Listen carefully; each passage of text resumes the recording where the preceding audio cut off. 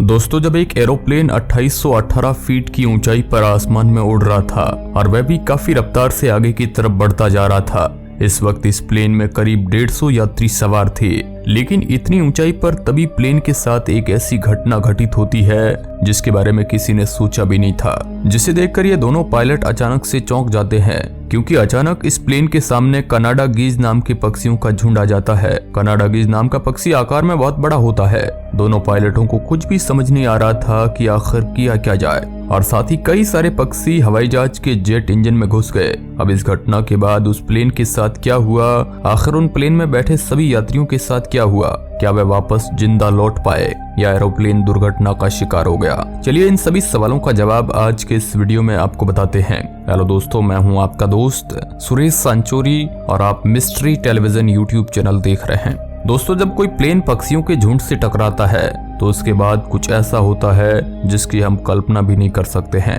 आपको बता दें कि यह न्यूयॉर्क में हुई एक सच्ची घटना है, जब न्यूयॉर्क में ठंड का मौसम था और समय जनवरी 2009 का था। ठंड की मौसम की वजह से वहां का तापमान काफी ज्यादा गिरा हुआ था। इसका असर ये हुआ कि न्यूयॉर्क सिटी में सभी जगह बर्फ ही बर्फ पड़ी थी। न्यूयॉर्क सिटी में मौजूद एयरपोर्ट पर भी काफी ज्यादा चहल पहल थी। न्यूयॉर्क एयरपोर्ट से एक एरोप्लेन A320 शाम को करीब 3:24 पर उड़ने के लिए तैयार था, और इस एरोप्लेन को उड़ाने वाले थे 2 पायलट, जिनमें से पहले पायलट 57 साल के सलेन बर्गर थे, जिनके पास करीब 19,663 घंटे फ्लाइट उड़ाने का अनुभव था, और दूसरे पायलट 46 वर्ष के जेफरी स्केलेस थे। इन्हें भी काफी अच्छा अनुभव था प्लेन उड़ाने का। समय करीब 3:24 हुआ था। न्यूयॉर्क एयरपोर्ट से प्लेन उड़ान भरता है। इस प्लेन की मंजिल थी चार्लोट डगल्स एयरपोर्ट। करीब 150 पैसेंजर से भरा ये प्लेन पूरी एनर्जी के साथ ऊपर की ओर उड़ रहा था, और कुछ ही मिनटों बाद ये प्लेन करीब 750 से भी अधिक फीट की ऊंचाई पर पहुंच गया। फ्लाइट की कमान जेफरी स्केलेस के हाथ में थी, तो दूसरी तरफ फ्लाइट को उड़ाने का जिम्मा सलेन बर्गर के हाथ में था। कुछ ही मिनटों बाद यानी कि 3:27 पर यह प्लेन धरती से करीब 2818 फीट की ऊंचाई पर आसमान में पहुंच गया था, और साथ ही ये 100 मीटर प्रति सेकंड की रफ्तार से आगे की ओर बढ़ रहा था। लेकिन इस वक्त इस प्लेन के साथ कुछ ऐसा होता है जिसे देखकर दोनों पायलटों को अपनी आंखों पर यकीन नहीं हो रहा था। हुआ ये कि इस वक्त कनाडा गीज नाम के पक्षियों का झुंड इस प्लेन के सामने आ जाता है। कनाडा गीज नाम का पक्षी आकार में काफी बड़ा होता है, और इन बड़े पक्षियों के आ जाने के कारण से इन दोनों पायलटों को प्लेन के फ्रंट स्क्रीन पर सिर्फ और सिर्फ पक्षी नजर आ रहे थे। पक्षियों के आ जाने से इन दोनों पायलटों को प्लेन उड़ाने में ध्यान फोकस नहीं हो पा रहा था, और साथ ही कई सारे पक्षी हवाई जहाज के जेट इंजन में घुसते गए, क्योंकि किसी भी प्लेन को आगे बढ़ने के लिए आगे की हवा को पीछे की ओर खींचा जाता है। इस वजह से कई सारे पक्षी हवा के साथ प्लेन के दोनों इंजनों में घुसते चले गए। पक्षियों के अंदर घुसने से प्लेन का यह जेट इंजन ठीक से काम नहीं कर पाया, और थोड़ी ही देर बाद यह इंजन काम करना बंद कर देता है। अब इंजन बंद होने के बाद भी इन दोनों पायलटों को इस बात का पता नहीं चल पाया। इंजन के काम नहीं करने के कारण यह धमाके के साथ ब्लास्ट हो गया, और साथ ही इंजन में आग लग गया।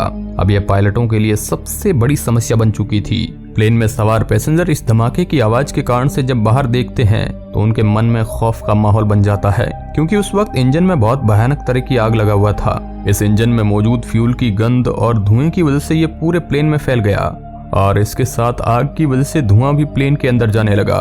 प्लेन में मौजूद दोनों पायलटों को इस बात का अंदाजा हो गया था कि आग के जलने की वजह से दोनों इंजन ने काम करना बंद कर दिया है।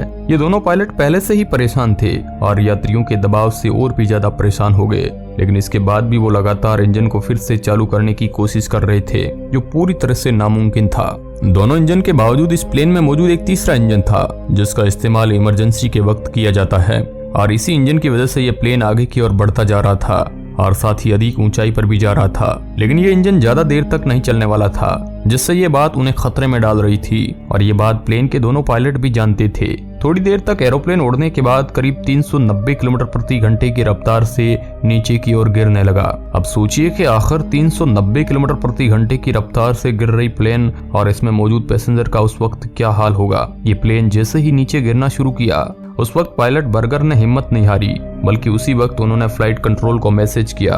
उन्होंने कहा कि हम अपने प्लेन के दोनों इंजन को खो चुके हैं और हम न्यूयॉर्क के एयरपोर्ट पर वापस आना चाहते हैं। उस वक्त प्लेन को लैंड करना बहुत ही जरूरी था, और इसी वजह से इन दोनों पायलट ने फ्लाइट कंट्रोल को मैसेज किया। फ्लाइट कंट्रोल के ऑफिसर ने तुरंत आनन फानन में सभी प्लेनों की उड़ानों को रद्द कर दिया, और साथ ही वापस से सलेन बर्गर को कांटेक्ट करके कहा कि वह न्यूयॉर्क के लेगोरगडिया एयरपोर्ट के रनवे नंबर 13 पर इमरजेंसी लैंडिंग करा सकते हैं, लेकिन वापस से स्लेनबर्गर ने लेगोरगडिया एयरपोर्ट पर जाने से मना कर दिया क्योंकि उस समय बहुत देर हो चुकी थी। वह एयरपोर्ट घटनास्थल से करीब 10 किलोमीटर से भी अधिक दूरी पर था और इस वजह से इस प्लेन को उस एयरपोर्ट पर ले जाना काफी मुश्किल था। साथ ही रास्ते में प्लेन के क्रैश होने की संभावना अधिक थी। न्यूयॉर्क वापस न जाने पर पायलट बर्गर ने वहां के निकटतम एयरपोर्ट यानी कि टेटरप्रो एयरपोर्ट के कंट्रोलर से कहा कि उन्हें न्यू जर्सी के लिए एयरपोर्ट पर लैंडिंग की परमिशन दे दी जाए। प्लेन के क्षतिग्रस्त होने के कारण बर्गर को वहां भी प्लेन लैंडिंग के लिए परमिशन दे दी गई, लेकिन इसके लिए भी काफी देर हो चुकी थी। साथ ही ये प्लेन भी नीचे की ओर लगातार गिरता ही जा रहा था और ज्यादा देर तक ये हवा में टिक पाना असंभव था। ये प्लेन तकरीबन 3:28 पर गिरते गिरते नीचे से करीब 16,050 फीट की ऊंचाई पर आ गया था। इस वक्त प्लेन में बैठे लोगों की जान पायलट स्लेनबर्गर के हाथों में था। तभी पायलट बर्गर ने कंट्रोलर से कहा कि उन्हें अब इमरजेंसी लैंडिंग के लिए कोई चारा नहीं बचा है, इसलिए वो हडसन नदी के ऊपर ही प्लेन लैंड करेंगे। कंट्रोलर ये बात सुनकर पूरी तरह से चौंक गया, लेकिन कंट्रोलर ने स्लेनबर्गर के अनुभव को देखकर उन्हें प्लेन की लैंडिंग करने की अनुमति दे दी। अब जैसे ही फ्लाइट कंट्रोलर की तरफ से परमिशन मिलती है तो स्लेनबर्गर को थोड़ी राहत मिलती है और उन्होंने प्लेन की कमान को और ज्यादा जोर से पकड़ लिया और साथ ही प्लेन में मौजूद पैसेंजर्स को भी अलर्ट कर दिया। सभी पैसेंजर पायलट के कहने पर अपनी सीट पर अच्छे से बैठ गए। कुछ ही सेकंड बाद ये प्लेन न्यूयॉर्क के ब्रिज से करीब 900 फीट की ऊंचाई से गुजरा। फ्लाइट कंट्रोलर के पास वक्त बहुत कम था, इसलिए उन्होंने भी जल्दी से कोस्ट गार्ड को इस घटना के बारे में बताया और कहा कि वे तैयार रहे क्योंकि प्लेन किसी भी वक्त नदी में क्रैश हो सकता है। और साथ ही कंट्रोलर द्वारा एक हेलीकॉप्टर को भी नदी के ऊपर भेज दिया गया क्योंकि 500 फीट के बाद प्लेन का कनेक्शन फ्लाइट कंट्रोल से टूटने ही वाला था और कुछ ही सेकंड में ऐसा ही हुआ। प्लेन से फ्लाइट कंट्रोल का कनेक्शन ना होने के बाद भी कंट्रोलर द्वारा की गई तैयारियों के बलबूते पर ही फ्लाइट कंट्रोलर को सभी चीजों की जानकारी मिलती रही। अब कुछ ही समय बाद यानी कि करीब 3:31 पर प्लेन को क्रैश लैंडिंग के लिए नदी में उतार दिया गया। ये प्लेन नदी को चीरते हुए आगे की ओर बढ़ता जा रहा था। जिस वक्त प्लेन का लैंडिंग हो रहा था उस वक्त इसकी स्पीड करीब 220 किलोमीटर प्रति घंटा थी। अब इसके बाद क्या हुआ? ये मंजर इतना भयानक और खतरों से भरा हुआ था कि जिसे देखकर किसी भी व्यक्ति के रोंगटे खड़े हो जाते हैं। लेकिन ये प्लेन पानी में क्रैश करने के बाद भी पानी के ऊपर तैरने लगा। प्लेन के लैंड होने के बाद पायलट स्लेनबर्गर ने प्लेन में बैठे यात्रियों को निर्देश दिया कि वो सभी प्लेन के बाहर वाले दरवाजे से बाहर निकले। क्रू मेंबर द्वारा यात्रियों को आराम से बाहर निकाला गया और कोस्ट गार्ड की मदद से सभी यात्रियों को पानी से बाहर निकालना शुरू कर दिया गया। पैसेंजर भी कोस्ट गार्ड के द्वारा पूरी तरह से सुरक्षित नदी के किनारे तक पहुंच रहे थे। सब कुछ ठीक चल रहा था, तभी एक डरे हुए पैसेंजर ने प्लेन के पीछे की ओर मौजूद दरवाजे को खोल दिया, जिससे इस प्लेन के अंदर तेजी से पानी भरने लगा। प्लेन के कुछ पैसेंजर विस्फोट के डर से प्लेन विंग्स पर खड़े हो गए और कुछ पैसेंजर प्लेन से बाहर निकलकर और लाइफ जैकेट पहनकर नदी में ही कूद गए। न्यूयॉर्क सिटी का टेम्परेचर उस वक्त 5 डिग्री सेल्सियस था, जिसके कारण उस नदी का तापमान भी काफी गिरा हुआ था। उस वक्त नदी का तापमान 5 डिग्री सेल्सियस से भी कम था। स्लेनबर्गर बहुत ही अनुभवी पायलट थे। प्लेन से पैसेंजर के निकलने तक वो प्लेन के अंदर ही पड़े रहे और प्लेन के खाली होने के बाद ही वो दोनों वहां से निकले। लेकिन निकलने से पहले वे दोनों पायलट खुद ही प्लेन को अच्छी तरह से चेक किया ताकि कोई इस प्लेन में कोई पैसेंजर फंसा ना रहे। पायलट स्लेनबर्गर की सूझबूझ और उनके अनुभव के कारण ही ये प्लेन सही सलामत लैंड हो पाया और पैसेंजर को भी सही सलामत उन्होंने प्लेन से बाहर निकाला।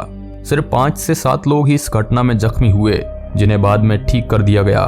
इस घटना को मिरेकल ऑन द हुडसन भी कहा जाता है। इसके बाद प्लेन के दोनों पायलटों को कई तरह के अवार्ड भी दिए गए। तो दोस्तों, ये वीडियो आपको कैसा लगा कमेंट बॉक्स में जरूर बताएं और पायलट के बारे में आप कमेंट में कुछ जरूर लिखिएगा।